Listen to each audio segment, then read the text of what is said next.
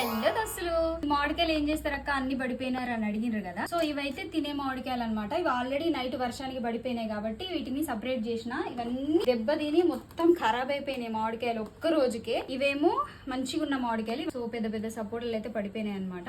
And ఇవేమో పచ్చడి మామిడికాయలు. సో నేనైతే ఎట్లా స్టోర్ చేస్తున్నానంటే ఇట్లా వాటర్ తగలకుండా స్టోర్ చేసుకుంటే కొద్దిగా పండుతాయి అండ్ ఎవరికి కావాలంటే వాళ్ళకి ఇచ్చేయడమే. సో పచ్చడి మామిడికాయలే మనకు పెద్ద డిజాస్టర్ కాబట్టి సో వీటిని అయితే పీల్ చేసేసుకొని సన్నగా ముక్కలుగా తరిగేసి వాటికి ఉప్పు రాసేసి ఆరబెట్టుకోవడమే. మొత్తం ఎండిన తర్వాతకి వాటిని మనము ఫుడ్ లో ఇంక్లూడ్ చేసుకోవచ్చు. ఇది ఇంతకంటే మనం దీన్ని ఏం చేయలేము. ఓ మామూలు మామిడికాయ రేవో పచ్చడి మామిడికాయ హోతా ఖానేక మామిడికాయ. మా మమ్మీ అయితే పచ్చడి మామిడికాయ కాదంటుంది, నేనైతే పచ్చడి మామిడికాయ అంటున్నా. మరి మీ థాట్స్ ఏంటి?